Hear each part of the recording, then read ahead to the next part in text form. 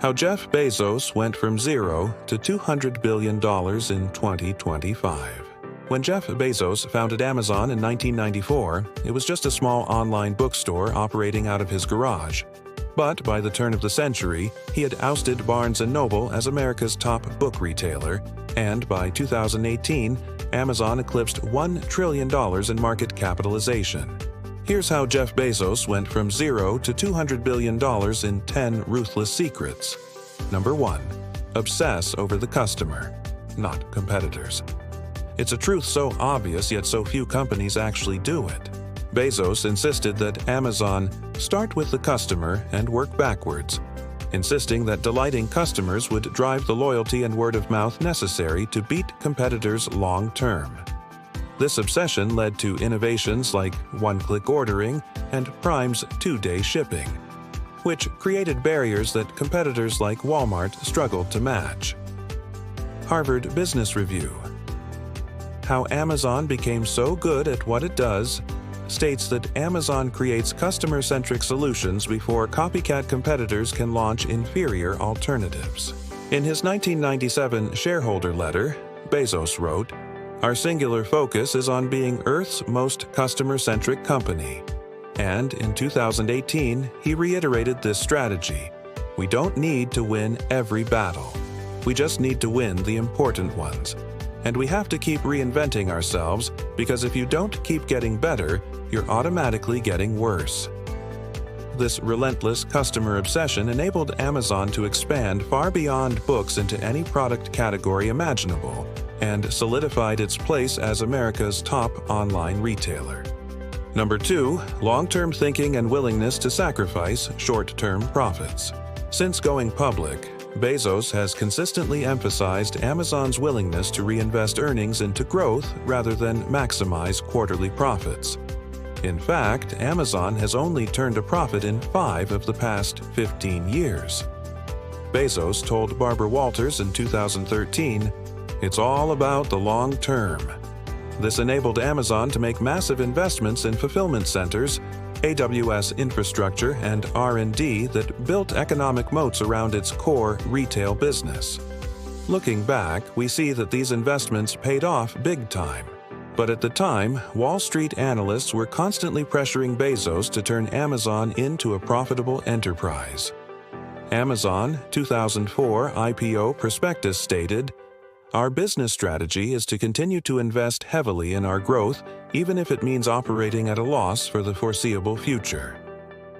Interview with Bezos on long-term focus, Business Insider. Number 3, relentless experimentation and embrace of failure.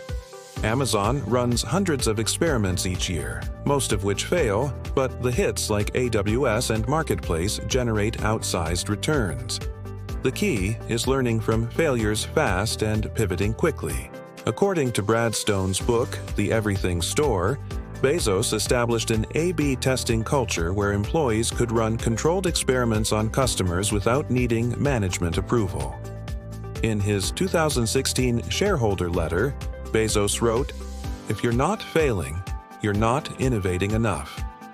To encourage experimentation, Amazon instituted a formal Failure is Our Middle Name award, which recognizes teams who took bold risks that didn't pan out. After winning, executives were invited to ring a literal bell made out of a hollowed-out laptop. MIT Sloan Review on Amazon's A/B testing culture. Number 4, ruthless cost discipline and operational excellence.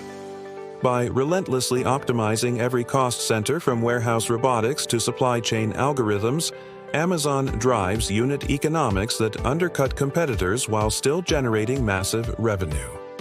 This cost discipline enables Bezos to reinvest savings into lowering prices and increasing delivery speeds, luring more customers and weakening rivals.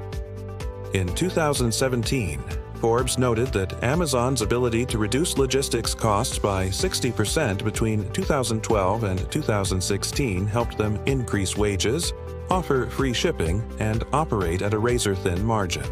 Amazon's focus on operational excellence gives them the edge they need to stay ahead of the competition. The Wall Street Journal detailed Amazon's obsessive cost-cutting culture in a 2018 article.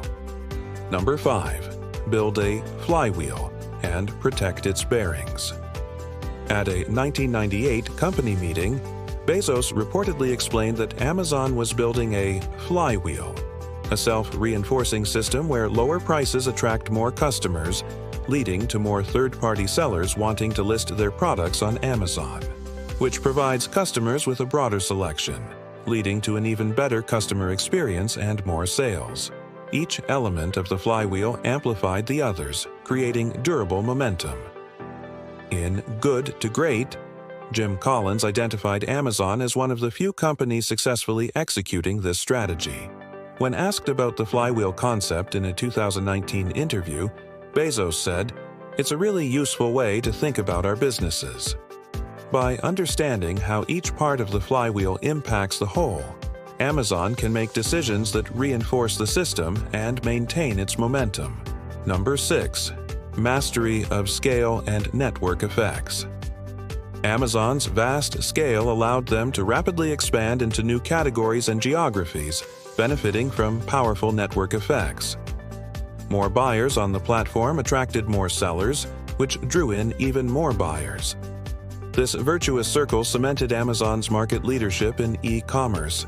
TechCrunch highlighted Amazon's network effects in a 2017 article describing how Amazon's dominance begets further dominance. Harvard Business School professor Scott Stern details how Amazon scaled their business model across categories and countries in a 2017 case study. Number 7. Strategic acquisitions to extend moats. Throughout its history, Amazon has used acquisitions to extend its competitive moats. Jeff Bezos understood the value of buying companies that complemented Amazon's core competencies rather than trying to acquire competitors. For example, Zappos for apparel, Whole Foods for grocery, and Twitch for live streaming. This approach allowed Amazon to quickly enter new adjacencies with little of the risk and expense of building from scratch. CNBC did a retrospective on Amazon's most impactful acquisitions. Forbes analyzed how the Whole Foods acquisition boosted Amazon Fresh in 2019. Number 8. Attract and retain top talent with leadership principles. Even after dominating retail, Bezos continued reinvesting heavily in new growth engines like AWS, which is now a $100 billion-plus business, Prime Video, and advertising.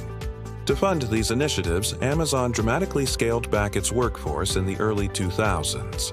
But once profitability increased, Bezos reversed course, prioritizing talent. In 2016, he articulated 16 leadership principles like earn trust and insist on high standards that guide Amazon's corporate culture and inform hiring decisions. These principles ensure that even as Amazon grows, it attracts and retains top talent by clearly articulating desired behaviors. Top talent is critical to maintaining Amazon's innovation and growth. Number 9. Personal brand and shareholder alignment. Jeff Bezos carefully cultivated his personal brand as a visionary entrepreneur and long-term thinker. His annual shareholder letters presented an intimate look into his thinking and reinforced confidence in Amazon's leadership. Bezos minimized stock sales, ensuring his interests remain tightly aligned with shareholders. This helped him build trust and credibility both externally with customers and investors and internally with employees. A strong personal brand bolstered Amazon's corporate brand, making it easier to attract customers, partners, and talent. Number 10. Control the narrative. Controlling the narrative is crucial to the success of any business.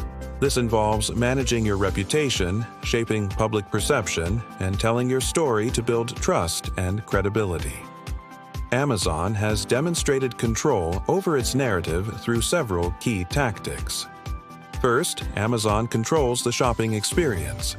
They decide what information customers see, how products are ranked, and how payments are processed. Second, Amazon controls the conversation on social media platforms. They actively engage with customers on Twitter and Facebook, responding to feedback and addressing concerns. Additionally, Amazon controls its content with Amazon Web Services. They produce videos that highlight customer successes and demonstrate product capabilities. Finally, Amazon controls its narrative through media outreach. Their public relations team pitches stories to journalists and secures positive press coverage.